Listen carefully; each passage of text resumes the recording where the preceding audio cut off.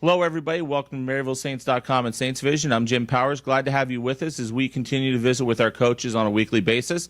And joining us is the head women's coach, Chris Ellis. And Chris, kind of a week last week, big win on Saturday, but that Drury game, couple things just went right against us towards the end of that game. Well, I wouldn't say they went right. I would say they went wrong. And, we just gave up too many points in the second half. And I would have to say that in a game like that, those are the kind of games that you got to win. You're going to look back on them and go, woulda, shoulda, coulda.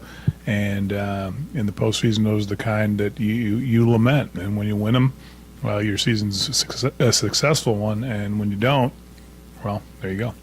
Talk a little bit about Shelby Miller breaking the all-time scoring mark here at Maryville on Thursday night. And I know we've chatted about her a lot this year, but just what a special player for this program. Well, I don't think there'll ever be another one like her. Certainly not with the urban legend, how she got here and all that kind of thing. But I can't say enough good things about Shelby. I mean, she's been a big part of our Division II success in the last 4 years, and replacing her will be very difficult to do. I don't think there's ever been a player with the kind of release that she's got, just the quickness of release and the foot speed and just the whole package. The best 120 pounds of basketball in the game right now.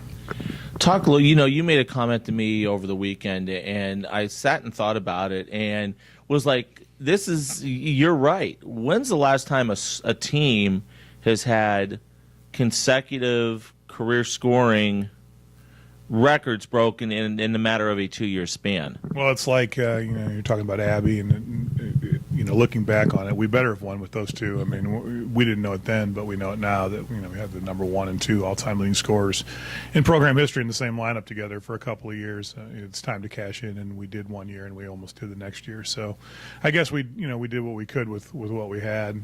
I don't know. I'm sure there's programs out there. UConn every year has, 12 McDonald's All-Americans. So I'm sure that they've had some records attained with 1 or 2 people consecutively.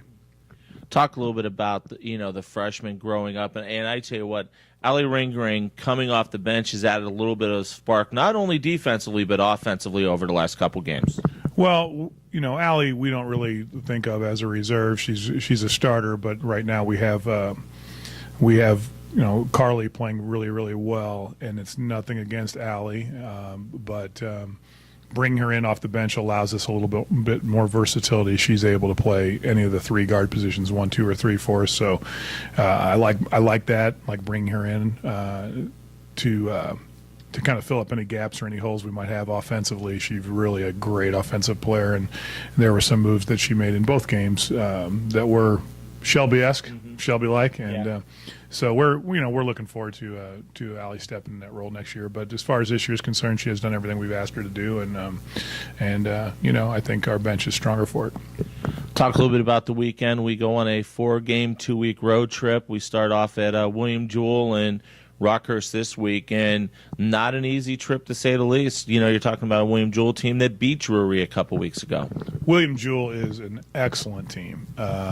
I think inch for inch probably the best team in the country because they don't really have a true center. They will press you when you get off the bus, and they'll press you to the buzzer, and they'll try to get a lot of easy baskets off your turnovers, and they do a great job of that. Jill is an amazing coach. She's been there a long time. She's got Ariel Smith, who I think is fabulous athlete, and Haley Joe Smith, who shoots from like the parking lot and is able to make it.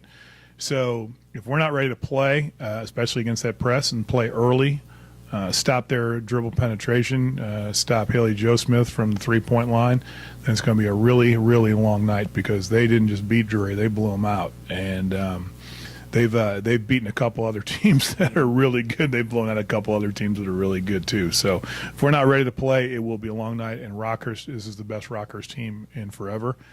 Larry's got them playing really well. They can all shoot it and handle it. Again, they're not big. Neither team is known for any kind of inside game, but they are excellent teams. And if we're not ready to go win the game, we won't. Outstanding, Chris. Well, we will talk this weekend on the road out in Kansas City. See you on the bus tomorrow. Absolutely, buddy. Chris Ellis joins us as he does every week.